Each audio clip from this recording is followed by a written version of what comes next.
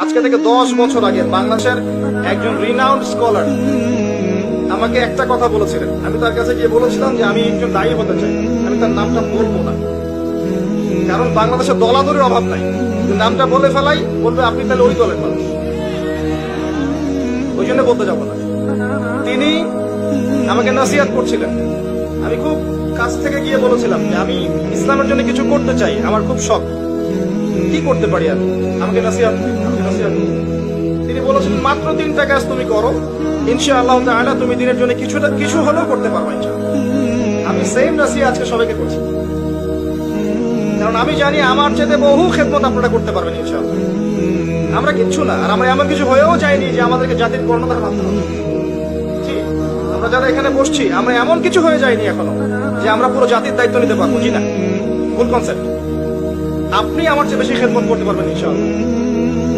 আপনি যে সেক্টরই আছেন, হোক সেটা ইকোনমিক সেকশন বা পলিটিক্যাল সেকশন বা প্রশাসন বা এভরি সিঙ্গেল সেকশন, আপনি আমার চেয়ে বেশি খেদমত করতে পারবেন ইনশাআল্লাহ দিনের জন্য।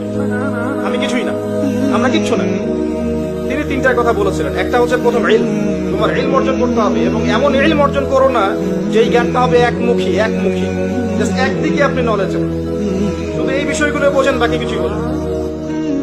এটা আমাকে নক করেছে। 2 নাম্বার বলেছিলেন তোমাকে সবর করতে হবে, ধৈর্য ধরা শিখতে হবে।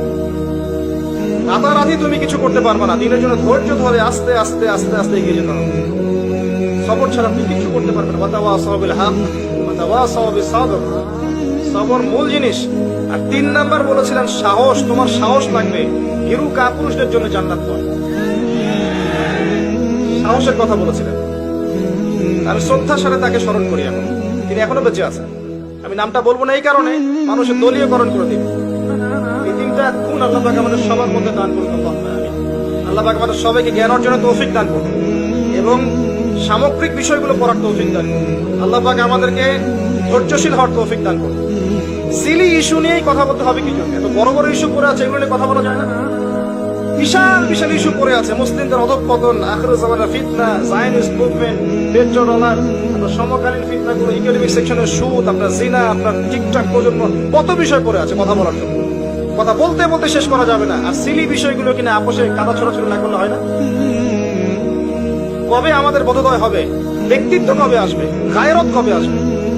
আল্লাহ পাক আমাদেরকে বোঝার তৌফিক দান করুন। জ্ঞান অর্জনের পরে মুসলিমরা যদি ইনশাআল্লাহ তাআলা জ্ঞান অনুযায়ী আমল করে, দেখবেন ইনশাআল্লাহ সমাজ পরিবর্তন হয়ে গেছে।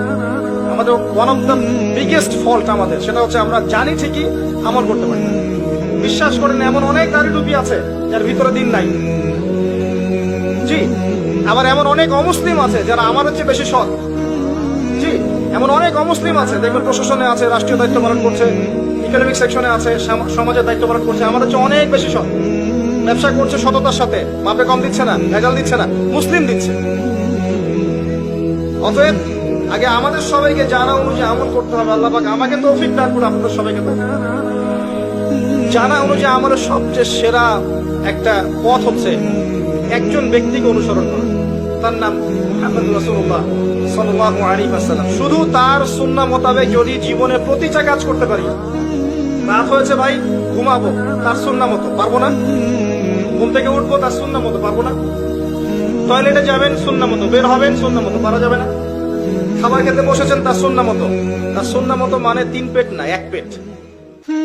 মুসলিমদের খাওয়া ঠিক করে নাকি? এটা নিয়ে কথা বলতে হয় বাধ্য হয়ে। আমি আমার জীবনে দেখেছি যত বড় আশিকের রাসূল তত বড় বুড়ি। হ্যাঁ, আমি দেখেছি। মুসলিমদের থাকা কথা না, নিজের দেহের মধ্যে সুন্নাহ নাই, মানুষের সুন্নাহ শেখাতে আসছে। সুবহানাল্লাহ। পেটুক মানে প্রবৃত্তির অনুসারী।